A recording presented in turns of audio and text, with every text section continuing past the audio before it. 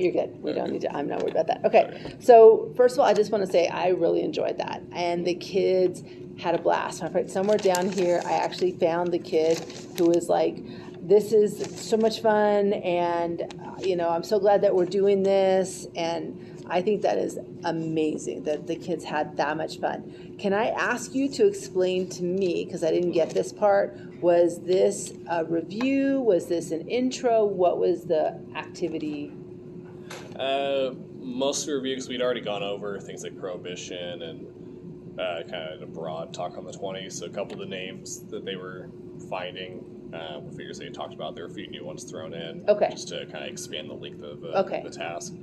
It was I just was curious as I started going through it, because at first, as I'm watching it, it looks like they're just doing. I love the scavenger hunt. I love that you put one on the back of your jacket. Can I just tell you? It was hilarious watching them try to find it. Like, that alone was worth sitting in the room and enjoying the break. So love that. But I thought at first it was just that the kids were using that code to just find the new name. And I was kind of trying to figure out how that connected, like some depth or some rigor or whatever all those keywords are. But then you had at least a couple of the kids that recognized. I want to say Duke Ellington, one of them recognized. There was another one that I heard. I think I put it in here. And they recognized it. They're like, oh, I know that name. And so I'm like, it can't have just been the intro. There had to have been something that led up to this. So they did have stuff, but you still threw some new ones in as well. Yeah, because we're kind of on the tail end of the unit, so a lot of it we've already talked about. I added a couple just to give us some length, because I didn't want to be too short. If they only had the key ones, they would have gone too fast. But right, I love that. I copied down all the stuff you said, obviously. Can I just say, so has Dustin been in to look at your class this year? He came in once to my 5th period for a few minutes, which was a freshman class. And then my 3rd period, he popped by Wasqueak. But he hasn't done a formal observation yet. No, we're doing it the Tuesday week after Thanksgiving. I have to share that I will be shocked if he doesn't comment on the classroom management you got going on. I loved it. You sat up at the front, you were on the perch, the kids were listening. Like, it was, I'm just watching this, comparing and last year you got thrown in after someone already had your class. There were so many pieces to it. And this one was obviously you were in control of your class. You just have a very casual style, and that works for you and it works for the kids. So I'm 100%, I think that is amazing. And I'm probably going to try one of those tricks too, because I really like that. So I just, as I was kind of going through it, as you were redirecting the class, you really, I know where I caught it. They started kind of tapering off a little bit after they got all of them and they were sitting there. It was kind of interesting. So I started checking times, and by 5 after, 10 after, like, all the kids were doing the coding. They were the decoding. So you had like everybody there. You had a couple kids, it was 11, 13. I'm starting to remember them. And I just think that's amazing that they are putting those two pieces together. And then around 11:20, so about 15 minutes later, you started having kids drop off. That they weren't kids who were all engaged now. There was, the 2 kids who were trying to win, but the others were off doing something else. And then you redirected. So I don't know if you realized you did that or if that was on purpose. Did you think about it, or you just... Probably not consciously. I think I was just going through my rounds. Well, I even put the big, huge happy face here because literally I did 11:22, and I noticed you had about half of them still working and looking, but you had a lot of them that had kind of shifted to something else that was more fun, talking with their friends. And then literally at 11:23, you're like, heads up, you got 20 more minutes. Make sure you do, like, you pulled them back. Like, it was like the timing was perfect, absolutely perfect. So I really want to just encourage you that I know you were talking about how you want to do the engagement, and it was there. Like, the classroom control with the engagement was totally there. Tell me, on step 2, were they supposed to look that up? Was that or did they already know some of those?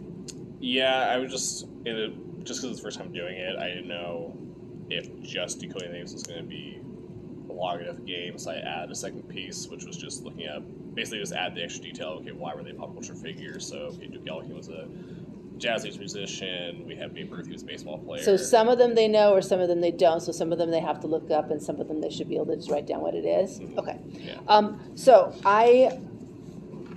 Next question. What did you like best about what you did? I already shared with you what I was impressed with. What did you like best about what you did? If you were going to change it, what would you change next time? Yeah. I mean, I like that it got them up and moving, and even trying out the outside because we hadn't really done it before, and even though it was still did good. local, they did good. Did good. They went in the other teacher's class, and she was okay, and it all worked Yeah. out. But they were very respectful. I'm like, I want these kids. I want them to be mine. Okay. So I like seeing that, and then, okay. I could handle more of this if we try to Okay. add more things, and probably add more variety. Like for this one, it was all, like they were all the same puzzle, just same coding, but trying to add in, okay, maybe this puzzle will lead to a different task, a different challenge, so adding a little more diversity with the rounds they'd have to do. Okay, so you're using the word diversity, and I'm going to toss it back to what we've been talking as a school with rigor. Yeah. So it kind of can go together, doesn't necessarily. What could you see doing maybe that would increase the rigor? So instead of just having a puzzle that could have been any class, right? It would be a puzzle that would then increase their understanding of even the ones you needed them to know. I'm assuming there were a couple of names in there they needed to know to go with the unit, right? Yeah. What could you have done with the rigor that you think would have helped pull even just like the 3 names they had to know and make that be the piece? Probably having like more of a capstone piece for the lesson, like here's some like a closing quick write or kappa where they have to answer a question that's okay. It's now you're not just decoding the answer. There it is. Now you have to put your original thoughts on it. Of okay, how did these 3 figures? Why were they essential to the rise of pop culture in the 20s, or how they contribute to the idea that it was the Roaring 20s and what we talked about, or trying to tie back to like some themes from the unit. What were if you would pick the 3 names, like they should have still known this or should have recognized this? Do you have 3 names? I mean, I'm going to ask you in a couple hours later, but do you still have off the top of your head 3 names they should have known or recognized? Probably Duke Ellington because we just did Harlem Renaissance. Oh, and I love the jazz. I was enjoying the jazz as you were playing it too. So Al Capone because we used Prohibition, and he's a gangster. He was still how fun. Okay. A celebrity. Okay. Being very right. Publicly visible, and then